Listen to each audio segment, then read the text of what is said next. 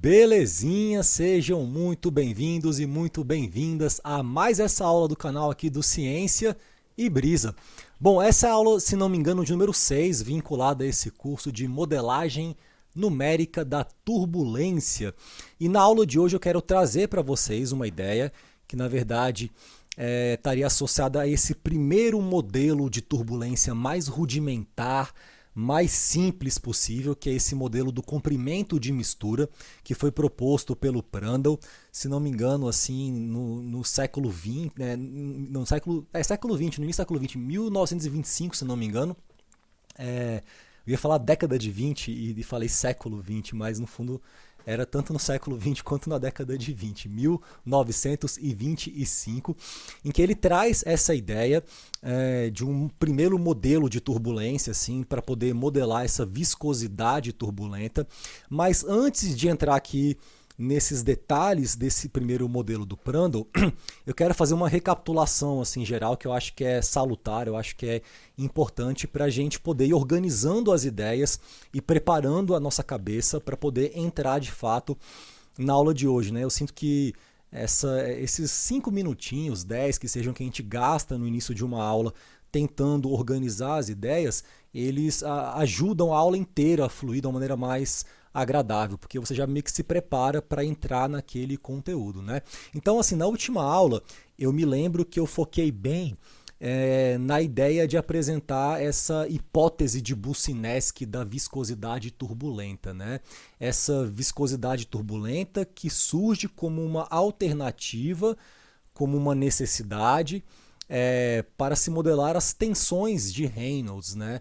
Essas médias temporais de produtos de flutuação de velocidade que se organizam de maneira tensorial na forma de um tensor de flutuações e que o Boussinesq muito espertamente, por uma intuição científica, né, muito refinada, ele propõe que essas tensões estariam de alguma maneira vinculadas a um acréscimo efetivo de tensões, né, que vão existir dentro do fluido, né? Essas flutuações estariam associadas a uma tensão efetiva adicional. E aí, meio que baseado, né, no que já se sabia para Navier-Stokes, ele propõe, né, por analogia, um modelo muito simples para quantificar essas tensões extras, que são, na verdade, variáveis adicionais que surgem nas equações médias oriundas de um processo de decomposição estatística apropriada. Ele, então, propõe essa ideia, que na verdade estaria associada ao que nós chamaríamos de uma formulação constitutiva para o problema de fechamento, né? Eu comentei na última aula que também existe um outro caminho, que seria pegar e tentar desenvolver uma equação de evolução para essas tensões de Reynolds, né? Mas isso na verdade leva a mais incógnitas, mais médias de produtos de ordem superior, de flutuações que a gente não sabe muito bem como que se comunicam ali. A turbulência é esse fenômeno físico, né, de vários vórtices, de vários tamanhos que estão ali se comunicando, e parece que uma flutuação aqui ela vai gerar uma perturbação aqui, a gente não sabe muito bem como isso é comunicado, porque todo mundo interage com todo mundo, vórtices grandes com pequenos, com médios, ela é difusiva, dissipativa, então irregular, né, transiente, tridimensional. Então, essa série de características do fenômeno físico, elas vão levando a complexidades matemáticas que vão tendo que ser resolvidas, supridas, para que a gente consiga ter um modelo utilizável para fins de simulação da realidade, aplicação de engenharia, etc, né? Então, essa ideia de trazer um modelo constitutivo para modelar o tensor de Reynolds estaria vinculada ao uso da hipótese de Boussinesq.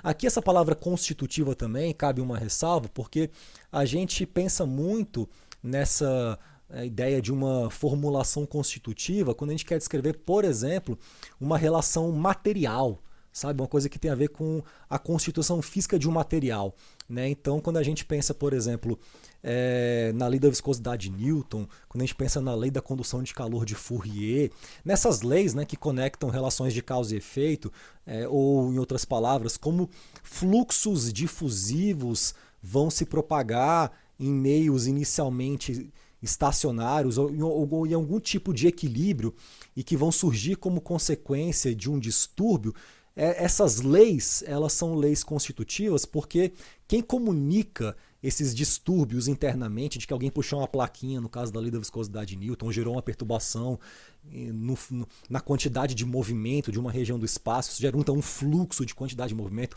ou então tem uma outra lei que é a lei de Fick, da difusão de massa, né, no qual você tem ali que uma diferença de concentração de um soluto num solvente vai gerar um fluxo de massa que tenta reequilibrar a distribuição do soluto no solvente. Também existe uma lei muito análoga à lei da viscosidade de Newton e à lei de Fourier, que é essa lei de Fick. Todas essas leis são leis mais de origem constitutiva porque dizem respeito ao material. Agora, quando a gente pensa, por exemplo, nessa hipótese de Boussinesq de uma viscosidade turbulenta, já existe inclusive já até um erro mesmo, né, querer falar que isso é algo constitutivo, porque a viscosidade turbulenta, como a gente já viu, e eu mostrei na última aula uma simulação no OpenFOAM de um campo de viscosidade turbulenta, de um problema que era um ventilador girando e tal. Então, o próprio uso da palavra constitutiva já não seria muito adequado nesse contexto, porque a viscosidade turbulenta ela é função do flow e não só do fluido, tá? Então é um jargão que se usa, tá? Bom, o fato é que é a opção mais viável, a opção mais prática, mais utilizada para resolver problemas de engenharia, é essa ideia de usar a hipótese de Boussinesq. Só que a gente tem um problema, porque a gente não sabe quantificar a hipótese, essa viscosidade turbulenta. Então, eu uso essa hipótese para poder resolver o problema de fechamento, mas eu uso uma variável adicional que eu também tenho que resolver essa variável. Então, no fundo, quando eu estou falando em modelo de turbulência aqui, nesse contexto, eu estou falando da busca de um modelo para viscosidade turbulenta, né? Aqui tem só um comentário nessa lista de tópicos aí que, no caso do vetor fluxo turbulento de calor, que é aquele produto de flutuação de velocidade e temperatura que aparece na equação da energia, eu me baseio na lei da condução de calor de Fourier para modelar esse vetor turbulento, ao invés do que eu me basearia, né, no caso, para modelar o tensor de Reynolds, seria na Navier-Stokes. Então a lei da condução de calor de Fourier ela surge também como uma inspiração constitutiva para a quantificação desse cara. Aparecia aquele número de Prandtl turbulento, né, que era meio que uma constante calibrada ali, e que em função do número de Prandtl turbulento e da viscosidade turbulenta, eu tinha a difusividade térmica turbulenta, né, que estaria associada à modelagem desse vetor de flutuações de velocidade e temperatura que surge como variável adicional na equação da energia. Tá? Agora a questão não temos um modelo claro para computar a viscosidade turbulenta. E aí então que vai entrar o primeiro modelinho mais simples, que é o modelo do comprimento de mistura do Prandtl, que eu vou então aqui apresentar aos senhores. Eu vou dar um zoom aqui na minha lousa, enquanto eu pego a minha xícarazinha de chá de gengibre, e para meio que mostrar assim, algumas ideias que vão ser úteis aqui para a gente poder falar desse modelo do comprimento de mistura. Tá? Então aqui eu pus duas imagens, um jato livre turbulento e uma camada limite turbulenta, né, para destacar que dentro desse interior, desse escoamento, tanto no jato livre quanto na camada limite turbulenta, eu vou ter vórticezinhos ali girando, né, o tempo inteiro. Deixa eu só arrumar esse microfone que eu acho que ele está caindo na minha barba. Eu estou agora amarrando esse microfone na barba porque fica baixo o som, aí dá maior trabalho editar, enfim. A ideia então aqui dessas figuras é mostrar que a turbulência tem essa questão rotacional. Se eu estou assumindo então um contexto de turbulência dita isotrópica, aquela manifestação do fenômeno que não escolhe uma predileção de ter mais flutuação num sentido do que em outro, se a ordem de grandeza das minhas flutuações, U', que estaria associada a componente, na direção é x, então aqui eu pus inclusive esse vetorzinho aqui. Deixa eu fazer o seguinte, cara, eu não gosto de ficar falando sem apontar, então U seria a componente, oh meu Deus, aí só piorou.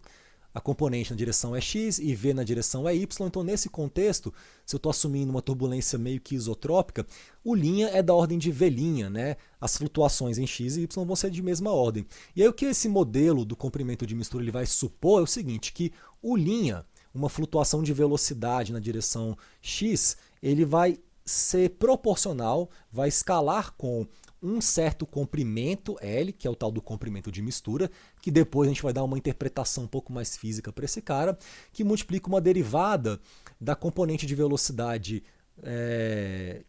U na direção x, média, né, com relação a y.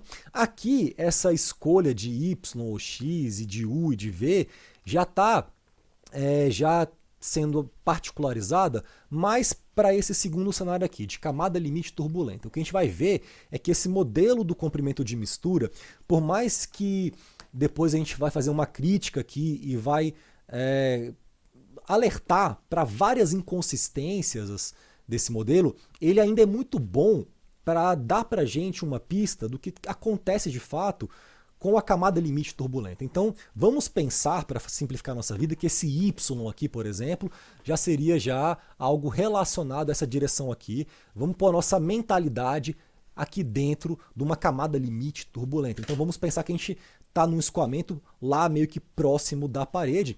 Nessa situação, então, a minha ordem de magnitude para minha flutuação de velocidade, tanto em U quanto em V, vai ser um L, um comprimento de mistura que eu não sei quem é esse cara, du, dy.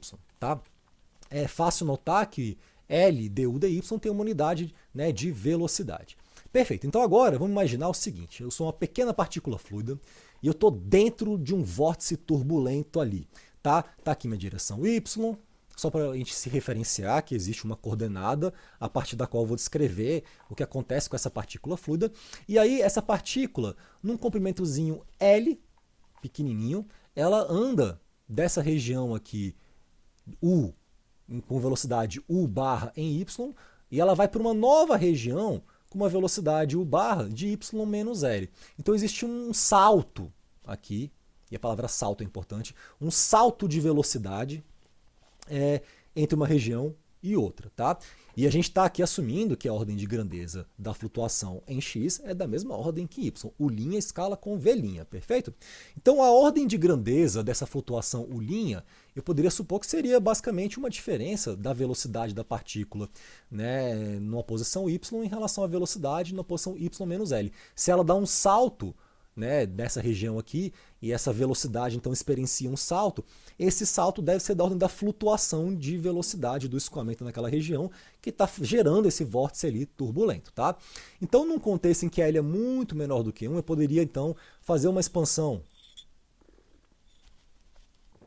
em série de Taylor, de tal sorte que a minha velocidade média em y menos L seria igual à velocidade média em y, mais uma correção, essa correção aqui seria menos du barra dy L, mais uma ordem L quadrado, estaria associado com questões como d2u, dy2, L quadrado sobre 2 fatorial, né, que seriam as correções de ordem superior dessa expansão em série de Taylor, que se justifica pelo fato de que L é pequeno.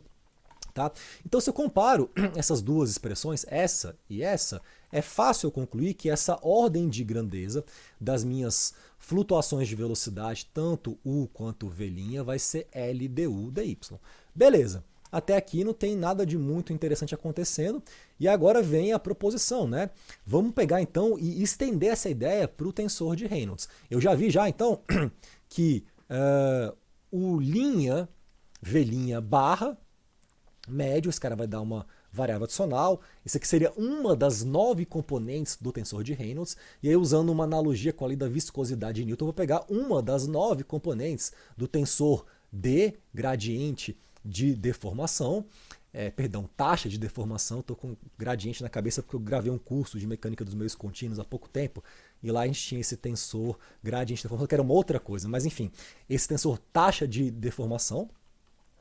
Então a gente tem assim essa proposta que já seria a ideia da hipótese de Boussinesq, mas entre elas tem uma equação nova que surge no meio, que seria essa equação aqui, simplesmente falando para a gente que a ordem de grandeza dessas flutuações de velocidade ao quadrado vai ter que ser algo do tipo L ao quadrado, du, dy, tudo isso ao quadrado.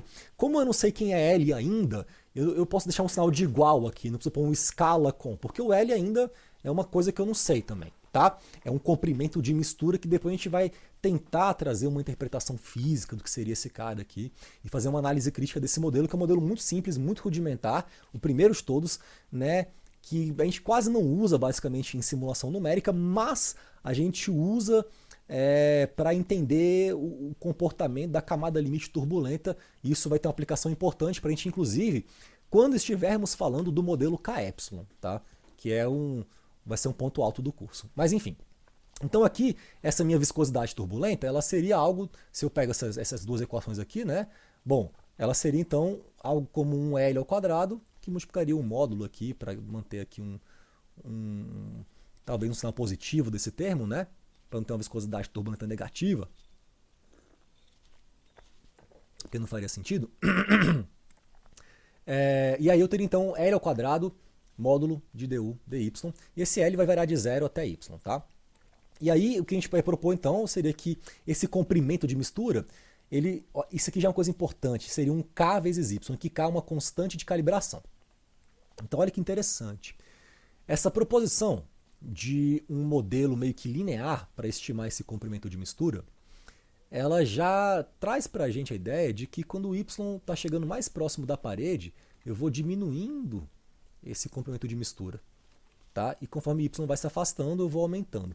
Então existe alguma coisa já de física nessa proposta de uma linearidade entre esse comprimento de mistura e a altura da posição do espaço em que você se encontra em relação à parede, que carrega consigo algo de muito profundo sobre a fenomenologia da camada limite turbulenta. E a gente vai dissecar isso daqui ainda, tá?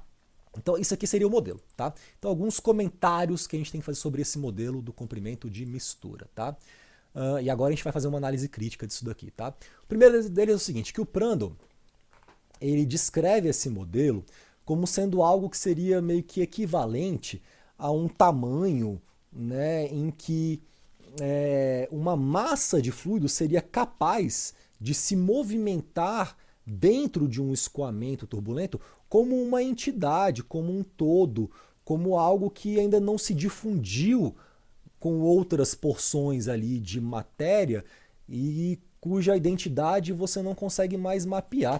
Fica um pouco abstrato falar em identidade, entidade, né, esse todo, quando a gente pensa numa partícula fluida, mas basta você pensar, por exemplo, na ideia de que se eu coloco um escoamento turbulento e eu coloco corante ali, eu não consigo saber, logo ele se espalha, assim, eu não consigo fazer um tracking, né, de uma partícula fluida usando corante. Agora, imagina que eu pego um fluido de um silicone oil, very viscous fluid, né, e aí eu coloco lá um corante num óleo muito viscoso e mando ele andar devagarinho. Você vai conseguir ver perfeitamente esse corante se movimentando. Tem inclusive um experimento maravilhoso,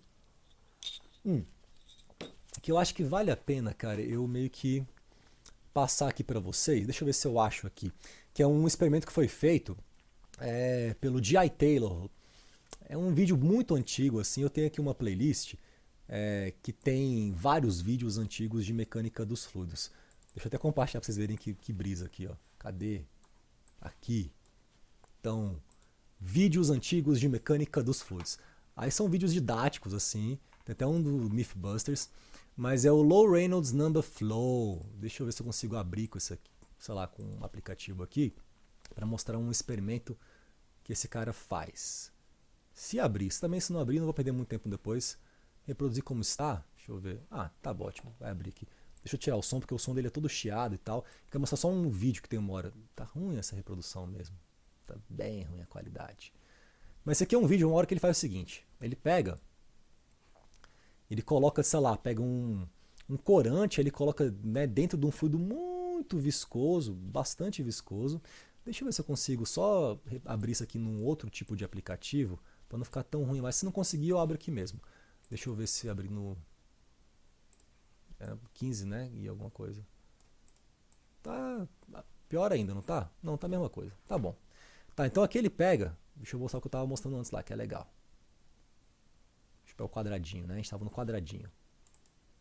Aí ele põe aqui, ele pega esse corante. Tem esse vídeo inteiro depois no YouTube. Você põe Low Reynolds Number Flow, é muito massa, assim.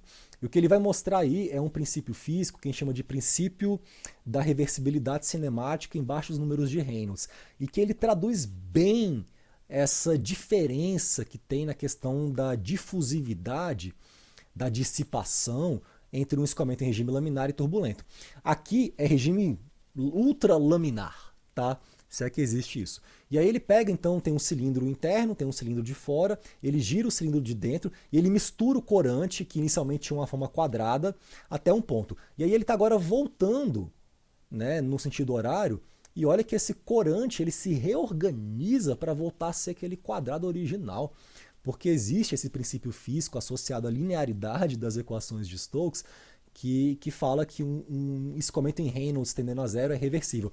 Aí ele escreve Reynolds muito menor do que 1, dentro do fluido, com um corante. Então ele pega um fluido transparente, muito viscoso, pega um corante lá, com maple syrup também, e aí escreve Reynolds menor que 1, gira, difunde, espalha, e aí meio que magicamente, quando ele gira esse cilindro em sentido oposto, esse corante se reorganiza e fala, realmente o Reynolds é muito menor do que 1.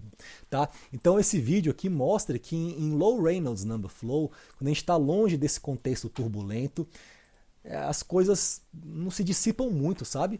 E agora aqui não, aqui dissipa, que é uma beleza, é flutuação pra caramba. E aí então esse comprimento de mistura está associado a essa ideia, né, de uma distância em que uma partícula fluida ali consegue andar antes de se misturar completamente às outras, tá?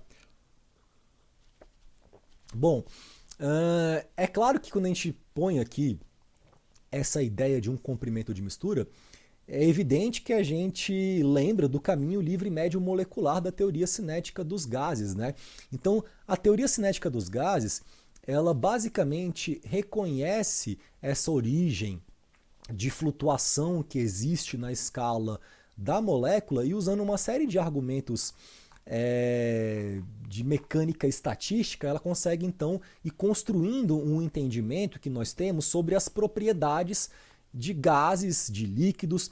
É muito comum a gente se inspirar na teoria cinética dos gases, em ideias que surgem assim dentro desse campo de gases, modelos perfeitos de gases com colisões elásticas e tal, para depois estender essas ideias para esse universo de líquidos, né? Mas então existe uma analogia clara então entre esse comprimento de mistura e esse caminho livre médio molecular, que é o caminho médio que uma molécula costuma andar antes de bater em outra molécula.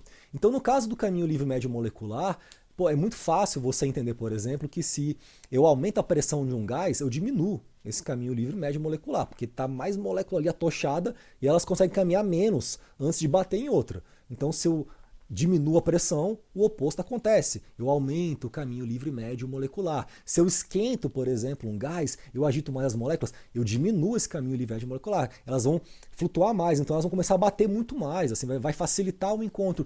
Então existe uma relação entre pressão, temperatura e esse caminho livre médio, assim como deveria existir algum tipo de relação fenomenológica entre certas características de um escoamento turbulento e esse comprimento de mistura. Por exemplo, se eu olho para o tensor de Reynolds e reconheço que esse cara está me dizendo ali que eu tenho médias de produtos de flutuação, eu já vi que a diagonal dele está associada à energia cinética turbulenta, que é uma energia cinética das flutuações de velocidade e tal. Cada termo que aparece no tensor de Reynolds, ele poderia ser interpretado como um análogo, por exemplo, no caso molecular, com uma pressão, por exemplo, de um gás, com uma viscosidade de um gás. Essas propriedades que surgem oriundas de flutuações na escala molecular vão surgir aqui também num contexto de uma escala não molecular, macroscópica, do flow, e que vão designar uma viscosidade turbulenta, né, um comprimento de mistura. Então as coisas aqui se misturam, tá? Agora, o próprio Prandtl, quando ele propõe esse modelo, ele já reconhece que esse modelo é uma coisa muito grosseira, é uma aproximação meio tosca da realidade, tá? Então ele mesmo faz algumas críticas em relação ao próprio modelo. E aqui a gente vai entrar a fundo assim nesses detalhes. Um deles é o seguinte, que essa constante K, o primeiro detalhe que a gente utiliza para relacionar o comprimento de mistura com uma altura em relação à placa, Lembrem-se que estamos com a cabeça de camada limite turbulenta. Pensa que tu está lá no meio da placa, próximo da placa. Então, próximo dela, eu tenho um comprimento menor, longe, maior. E entre esses caras tem um K, uma constante. Essa constante a gente chama de constante de von Karman. E historicamente, esse cara tem sido tratado como uma coisa meio que universal, igual a 0,41. Né? Desde a época em que o Prandtl meio que propõe esse modelo. Aí, 85 anos depois dessa proposição desse modelo, teve um trabalho de 2010 que já argumenta que essa constante ela não seria muito universal, por exemplo, num contexto de escoamentos fluviais, devido às interações do sedimento do rio com o fluxo da água. É interessante, aqui eu me lembrei de algumas questões assim, lendo, né, esse título desse trabalho, e a primeira delas é do próprio Bucinski, né, que a gente usa muito essa imagem da água num rio batendo e ela interage com uma pedra ali, então ela começa a girar mais. E essa interação da água que flui no rio com os sedimentos me lembrou do Bucinski. Esse é um trabalho, né, de movimento de águas em rios, fluvial streams, correntes fluviais, né? E uma outra coisa que eu também lembrei, cara, se não me engano, depois pesquise essa informação. O Einstein tem um filho dele, que também foi cientista e tal, e que era um cara muito bom nessa parte também de mecânica de sedimentação em rios, né? Depois pesquisa sobre isso, é uma curiosidade histórica que eu me recordei aqui. Mas fato é que essa constante parece que não é tão universal assim. Então já existe essa crítica aqui já documentada nesse artigo. Outra questão é o seguinte, se a gente olha, deixa eu dar um zoom aqui, está muito pequenininho.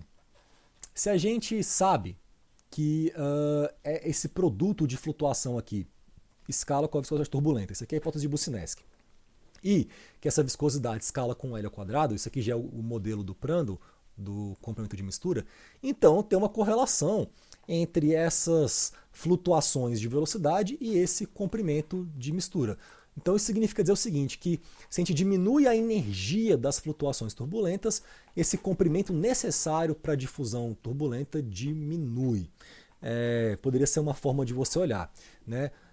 Ou então você poderia falar o seguinte, talvez uma maior intensidade das flutuações turbulentas, então maior o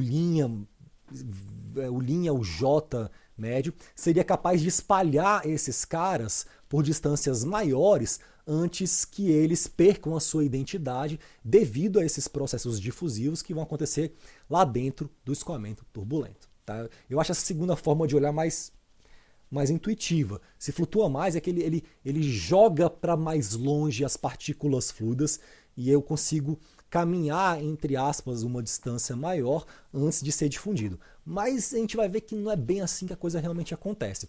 Teve um artigo publicado na Nature, que é um artigo bem pequenininho, né, 2 páginas lá do Bradshaw, que é basicamente uma crítica que ele faz em relação a esse próprio modelo do Prandtl, do comprimento de mistura, que ele fala o seguinte, e aqui eu acho que eu vou meio que dar uma sublinhada, que eu vou ler, que eu meio que parafraseei ele já pensando nessa estrutura de aula mesmo. Então ele fala o seguinte, que a proporcionalidade entre esse comprimento, está escrito aqui errado, está escrito comprimento, né? Acabei de perceber, e aí quando a gente percebe, a gente corrige na hora. Meu pai sempre fala, nunca deixe para depois, resolve logo agora, filho. Então, essa proporcionalidade entre esse comprimento e a distância normal ao plano de uma parede, esse L, que é igual a KY, né, escala com Y, só se aplica a casos específicos, né, que foram inclusive os próprios casos que a galera utilizou para testar o próprio modelo. Então ele fala que esse modelo é meio que enviesado, que a turbulência tem ali coisas que não são tão universais, ela não quer se revelar assim logo de cara não, tá? Então a galera acabou testando esse modelo usando alguns tipos de escoamentos para o qual esse modelo funcionava muito bem. Por exemplo, essa camada limite turbulenta, tá? Em casos mais gerais, esse comprimento não tem nenhuma relação direta com qualquer escala significativa do escoamento médio ou das flutuações turbulentas. Nesse mesmo artigo ainda, ele fala o seguinte, que essa ideia, né, desse modelo, ela se baseia nessa hipótese de que esses vórtices turbulentos trocam quantidade de movimento por meio de saltos, que ele chama de lumps, né, no interior de um fluido. Tem até uma palavra em alemão que eu não vou assim querer me aventurar em pronunciar, porque eu não falo alemão, que é essa palavra grande aqui, que é uma palavra específica, né, que o Prandtl usava para se referenciar a esses saltos que a partícula iria experienciar para trocar quantidade de movimento. Agora, é claro que a coisa é muito mais sutil e contínua e multiescala do que essa ideia poderia abarcar. E aí o Bradshaw ele coloca isso de uma maneira muito clara, muito precisa e muito bonita, que ele fala o seguinte: na verdade, a turbulência consiste em um amontoado de linhas e folhas de vórtices emaranhados cuja cinemática só pode ser descrita de forma tridimensional. Claro, eu comentei sobre isso numa das aulas em que eu falava dessa característica 3D da turbulência, que estaria também associada intimamente a uma característica tridimensional da dinâmica de vorticidade. Né? Se eu escrevo a equação da vorticidade num contexto bidimensional, eu vou perder um termo ali fundamental que é importante nessa dinâmica de vorticidade, que é o termo que a gente fala de estiramento, de stretching dos vórtices. Tá? Então, ela é muito 3D. E aí ele fala que se um pedaço de fluido salta para longe de onde ele estava, no meio do caminho ele vai interagir fortemente com outras porções em suas vizinhanças por meio de linhas de vórtice interconectadas. Então, basicamente, essa proposta ela é muito simples para a complexidade que a gente pretende abarcar quando a gente decide descrever um escoamento turbulento. Eu corrigi aqui o comprimento de mistura e eu acabei de apagar, porque eu gosto de apagar as linhas vermelhas. Beleza, pronto. Enfim. Bom, mesmo assim, né, mesmo ele tendo uma série de ressalvas, não sendo o modelo mais ideal e tal, a galera ainda usa ele para entender essa fenomenologia da camada limite turbulenta. Então, quando eu falei que quando eu proponho que L escala com Y, e é a proposta do Prandtl, que nessa proposição já está embutida uma ideia física de que esse comprimento vai ser menor próximo da parede, maior longe, já tem algo sendo proposto ali fisicamente sobre essa estrutura, sobre essa, poderia chamar de topologia da camada limite turbulenta. Então falaremos aqui brevemente sobre essa estrutura da camada limite turbulenta. Deixa eu só ver quanto tempo que está já de gravação. Tá de boa, tá em tempo ainda, ótimo. Para a gente poder então fechar essa aula de hoje inteira, tá? Pois bem, aqui então eu redesenhei a minha figurinha da camada limite turbulenta. Tá aqui meu desenho, meu eixo Y, meu eixo X, que não vai sublinhar porque está em modo de régua, agora tá bacaninha. E aí o que eu vou fazer é o seguinte, eu vou escrever então essa equação do movimento, né? Deixa eu dar um zoom aqui para a gente poder ver uma equação bonita na nossa frente. É sempre bom ver uma equação grande aqui. Essa é a equação do movimento da componente média na direção X, que é a direção principal do escoamento. Aqui eu estou assumindo já que o meu fluido é incompressível. Estou querendo pegar o modelo mais simples possível. Já estou assumindo, né, também a hipótese de camada limite, porque veja que aqui no termo do Laplaciano eu tenho só derivadas segundas com relação a y. Então, aqueles termos que teriam d2u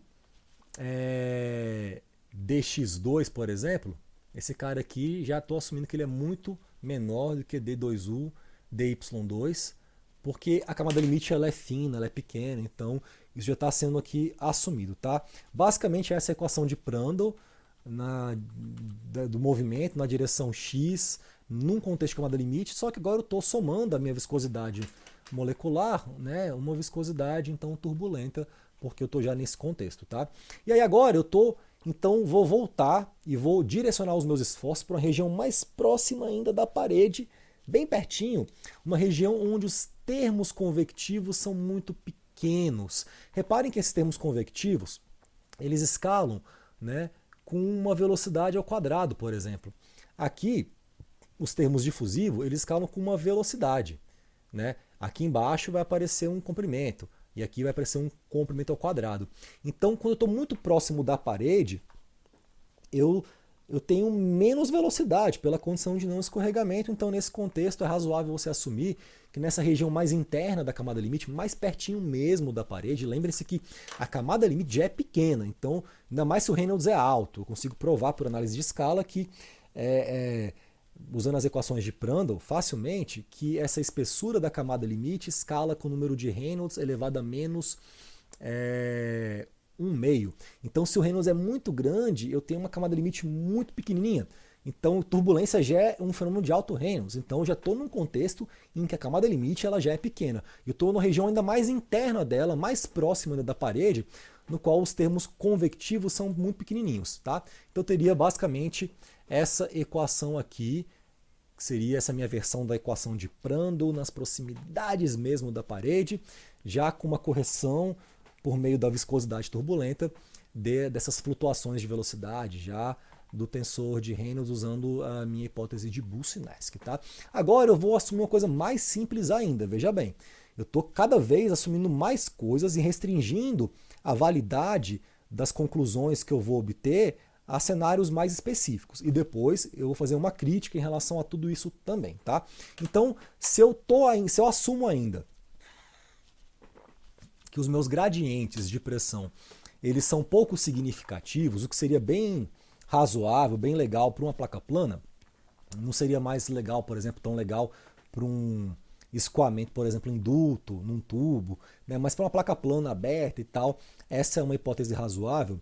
E aí por isso que eu acho que esse modelo do comprimento de mistura ele é tão bom para a gente entender como funciona uma camada limite turbulenta, porque nesse contexto de eu pegar uma placa plana, que é a forma mais simples de eu bolar um esquema para poder estudar a camada limite, eu consigo simplificar bastante as minhas equações e eu chego em algum lugar, eu chego em conclusões que vão me dar um entendimento mesmo dessa física da camada limite turbulenta. Né?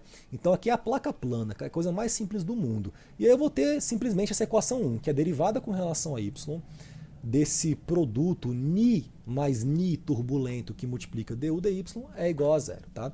Isso aqui é fácil da gente resolver. Né? Então, se a gente integra essa equação 1, eu vou ter que ni mais ni turbulento que multiplica du dy é igual a uma constante, em que essa constante então de integração eu vou obter aplicando essa condição de contorno, que é uma condição bem interessante, que fala o seguinte, que na parede, deixa eu pôr aqui,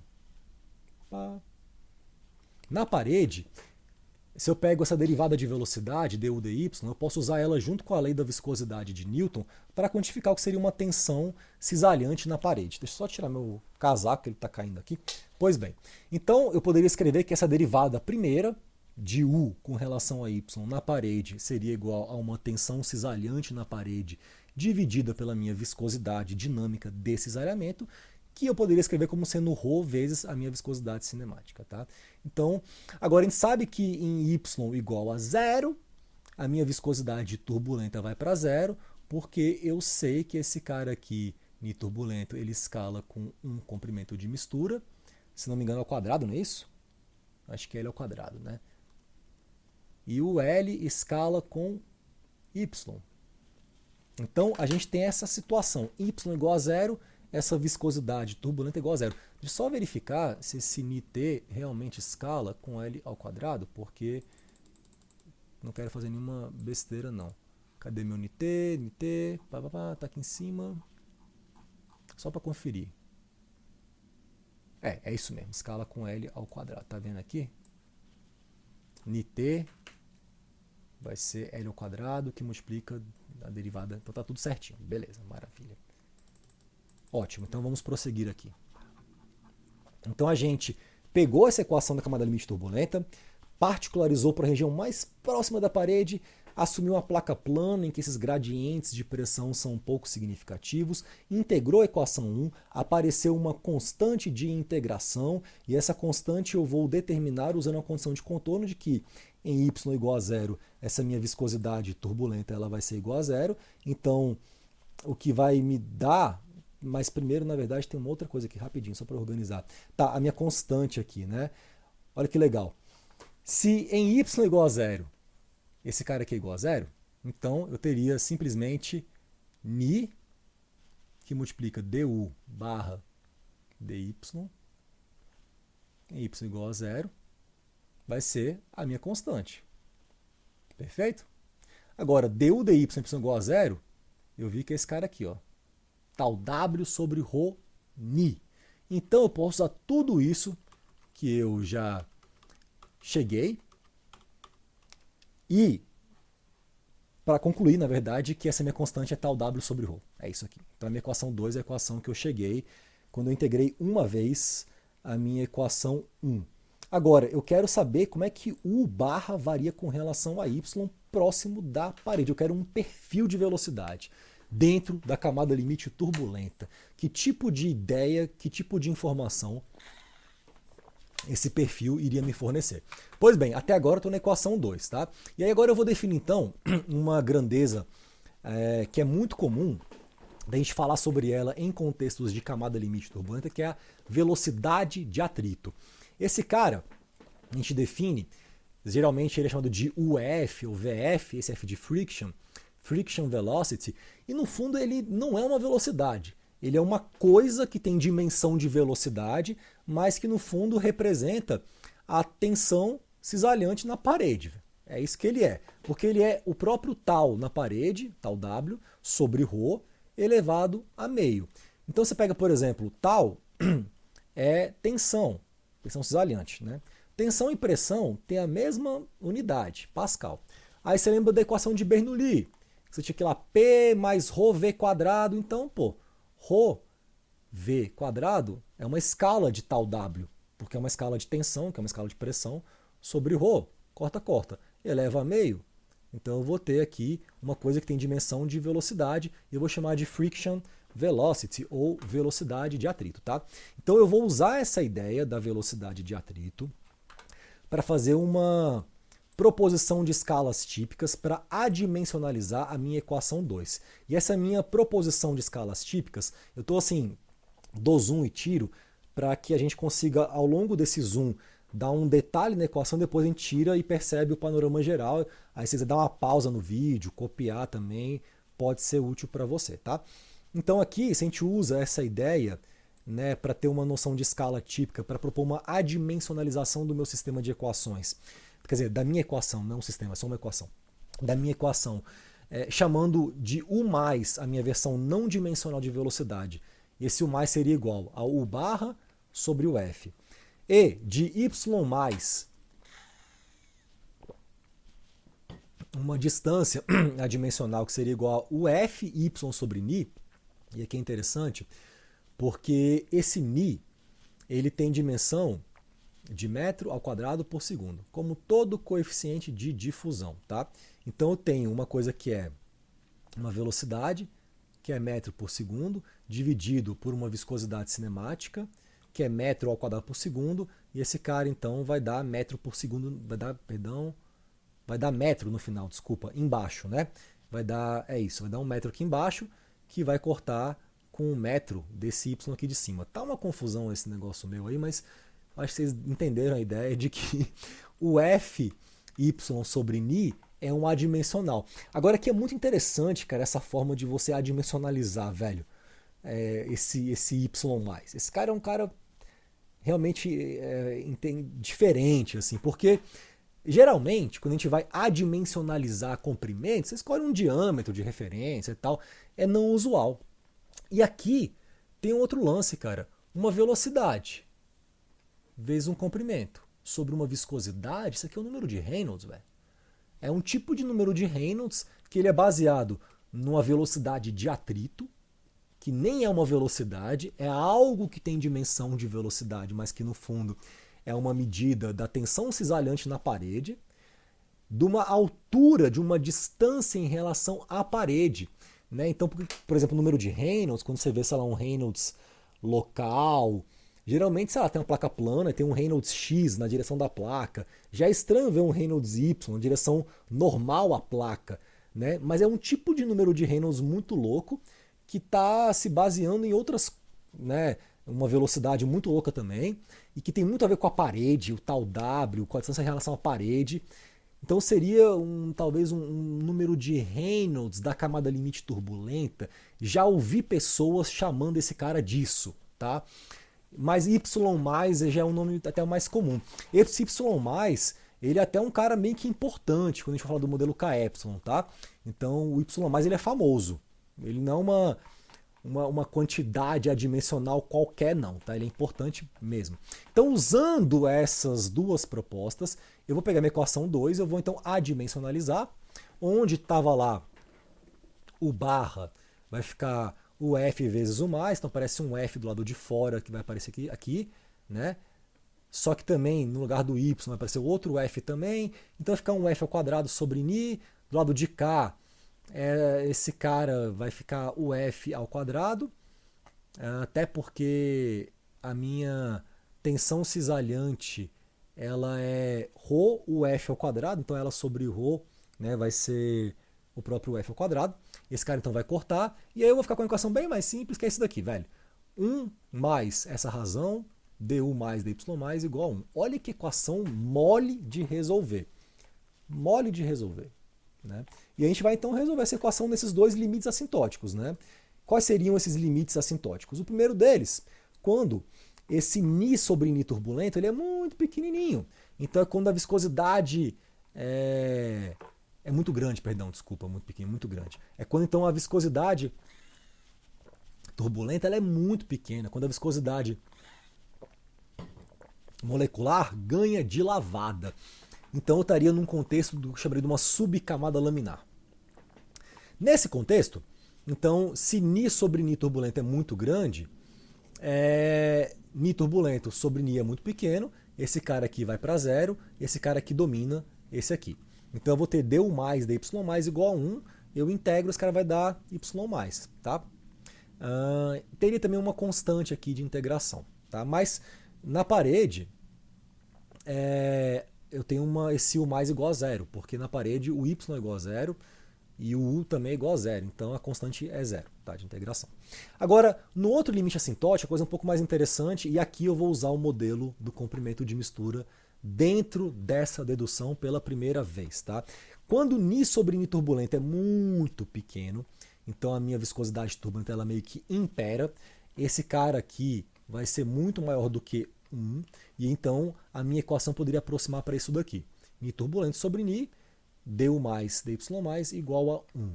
Aqui então eu poderia usar para o ni turbulento o modelo do comprimento de mistura. Já estou pondo aqui a constante de von Karman vezes y, tudo isso ao quadrado, esse cara seria o L ao quadrado. Né? Aqui está o ni, que aparece aqui também. Esse du barra aqui, ele está junto com esses caras aqui para formar a minha viscosidade turbulenta, usando esse modelo do comprimento de mistura. Então tudo isso daqui é ni turbulento sobre ni. Esse cara deu mais dy mais igual a 1. Se eu adimensionalizo essa minha equação, porque esse cara aqui está ainda numa base u barra e não u mais, e esse cara está numa base y e não y mais, pegando e fazendo isso daí, cheque em casa, confira, você vai obter o seguinte, essa equação aqui, ó, k ao quadrado, y mais ao quadrado, du mais dy mais ao quadrado igual a 1. Ora, todo mundo aqui está ao quadrado, eu posso então tirar a raiz dos dois lados, eu vou ter isso daqui, equação 3. Ky mais, du mais dy mais igual a 1. Essa equação é uma equação fácil também de resolver. Né? Eu posso passar o dy para um lado, o y para cá, resolver no caso realmente um d. Eu estou usando aqui essas derivadas parciais, mas eu já estou querendo pegar um perfil mesmo de velocidade. Tá? Então eu posso integrar isso aqui meio que diretamente. Tá? Fazendo isso, eu teria essa equação aqui, ó. Isso daqui, ó.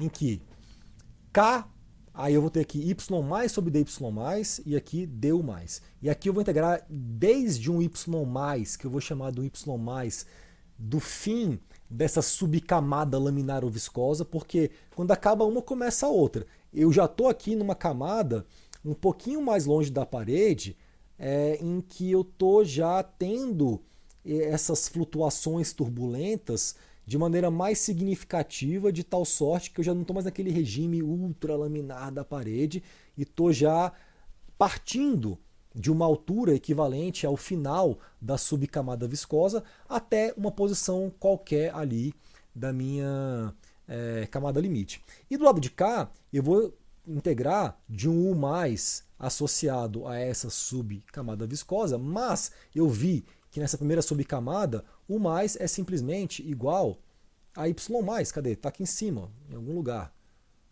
aqui, ó, U mais igual a Y mais. É isso que é a subcamada viscosa. Então aquele cara, U mais SV, seria igual a Y mais SV. Então mesmo naquela integral do lado direito, em que eu estou integrando em U, eu vou usar um limite de integração inferior, que vai ser o Y mais do final da subcamada viscosa, tá? Deixa eu pôr aqui para cá. Pois bem, então aqui resolvendo isso daqui, vão aparecer aqui uns logaritmos. Isso aqui é maravilhoso. E aí eu vou organizando a minha equação e no final eu chego nisso daqui, ó. U mais é igual a Y mais SV, nem sei quem é esse cara, mais uma constante, e aqui vou ter também um cara que eu também não sei.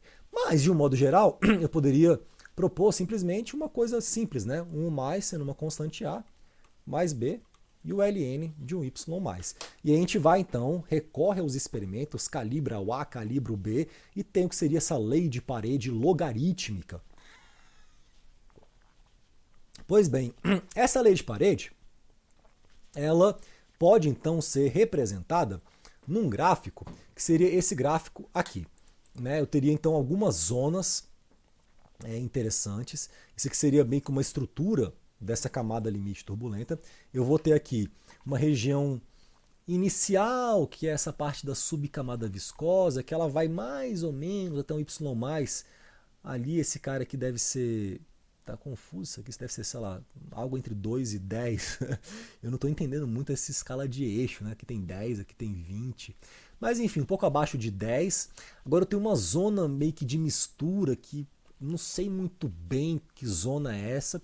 De tal sorte que o que eu tenho certeza é que essa região já de camada limite turbulenta, ela começa a aparecer a partir, né, de um Y+, assim, próximo de 50, né, 40 ali mais ou menos, tal. Porque tem uma região confusa aqui que eu não sei muito bem o que acontece. Mas existem valores de distância em relação à parede, medidos por esse cara que é o Y+, que vão dizer para mim aonde que eu tô ali no meio do caminho entre a minha parede, evidentemente, e a região externa da minha camada limite. Tá? Essa região externa já é aquela região em que o barra deu barra dx importa, que eu já não posso mais usar esse argumento da lei de parede logarítmica, né? Ela vai até aqui, ó. É a zona da lei de parede, a região interna, né? E aí, por que a gente tem esse nome lei de parede, né? Até é interessante essa questão, né? Parece algo muito forte. E, de fato, ela é uma lei no sentido de que parece que isso realmente é assim, velho. A gente tem esse modelo do comprimento de mistura, que tem um monte de inconsistências, né? Que a gente usa para modelar a viscosidade turbulenta, que também é uma ideia um pouco também inconsistente, assim, mas parece que funciona para esse caso, parece que realmente é assim mesmo que se organiza essa estrutura da camada limite turbulenta. Então acaba que vira meio que uma lei. E essa lei ela é muito importante para a gente, pelo seguinte motivo.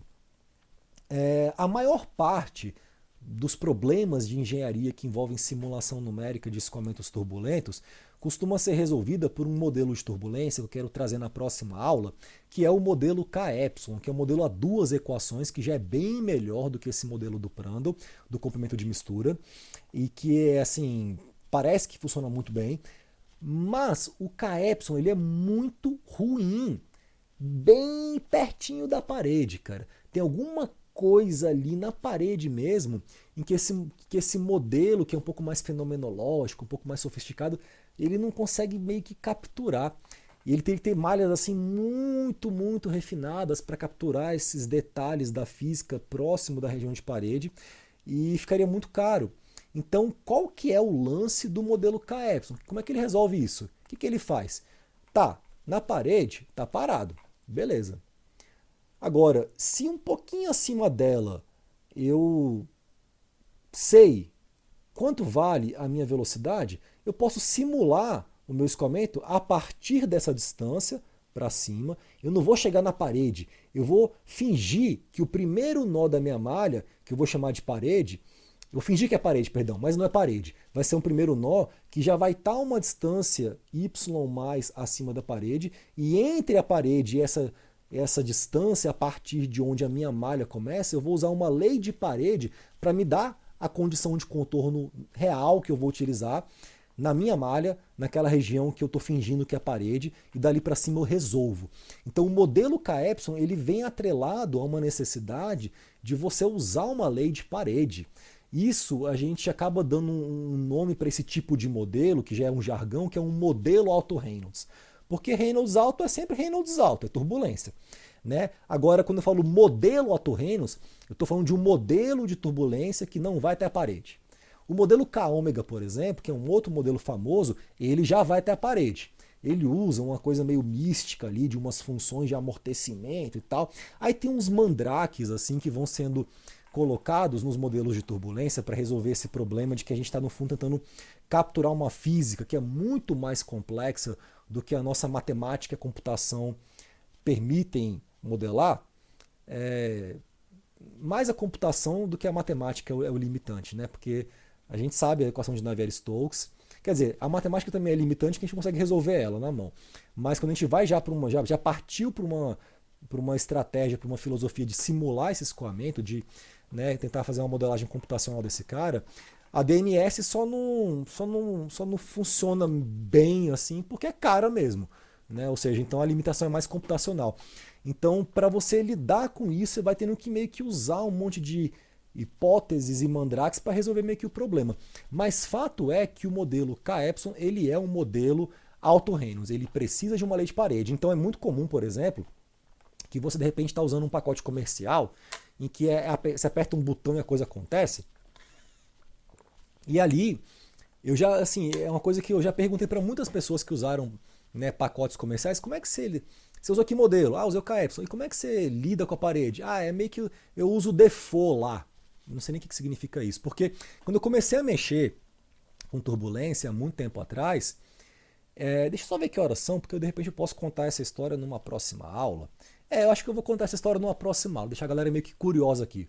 Vou contar uma história de quando eu comecei a mexer com turbulência há muito tempo atrás e como que essa coisa da lei de parede assim foi algo que para mim chegou de uma maneira que me causou um pouco de espanto, a percepção de que a maioria das pessoas que usavam programas comerciais não entendiam a importância assim de ter um entendimento adequado do que o K-Epsilon faz com relação a essa distância próxima da parede. Mas enfim, isso aqui vai ser para a próxima aula. É bom até que eu comece a próxima aula meio que puxando esse gancho já, para a gente poder já evoluir e falar do modelo K-Epsilon. Então, agradeço a atenção de todos nessa aula. Espero que tenham entendido a ideia central desse modelo do comprimento de mistura. E a gente se vê na próxima aula do canal do Ciência e Brisa. Falou, galera!